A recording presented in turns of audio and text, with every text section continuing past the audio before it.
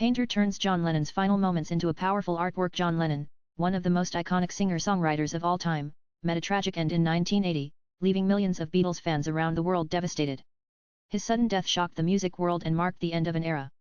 The first public announcement in the U.S. came during a Monday Night Football broadcast on December 8, 1980, when sportscaster Howard Cosell informed viewers that Lennon had been shot and killed. But some in New York learned of the tragedy even earlier. Robert Morgan, a painter living in Manhattan's Upper West Side, recalled hearing gunshots just before 11 p.m. that night. Looking out of his apartment window, he was horrified to see his famous neighbor, John Lennon, lying motionless on the sidewalk. Morgan shares this haunting memory in a new documentary titled Borrowed Time: Lennon's Last Decade, directed by Alan G. Parker. The film takes a closer look at Lennon's final years, leading up to his untimely death. Nan Parker is known for his previous documentary, It Was 50 Years Ago Today. The Beatles' Sgt. Pepper and Beyond, named the film after one of Lennon's last recorded songs, Borrowed Time.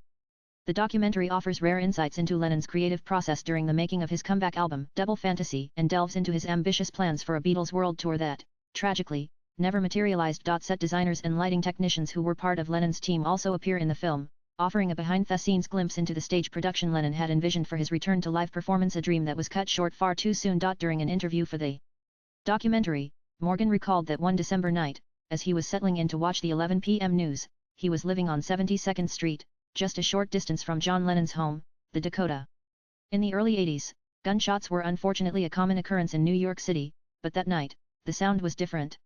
It was so distinct that it echoed through the entire Dakota courtyard, sending a wave of fear throughout the area. I went to the window, where I could see both 72nd and Central Park West. I realized it was John Lennon lying there.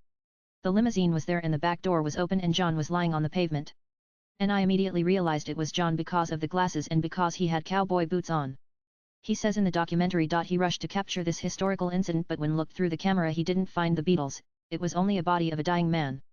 In a moment he put the camera off but used his art to commemorate the legendary musician's death. Morgan turned his memory into a 1,216-inch oil painting, capturing the moment when police officers gathered and Lennon was rushed to Roosevelt Hospital, too critical for an ambulance. Nana post shared by Robert Morgan, Robert_Morgan. Venice. Now based in Venice, he still paints but none as haunting as that scene outside his window 45 years ago. Of all the people to shoot, he reflects in Borrowed Time, why John Lennon latest blogs.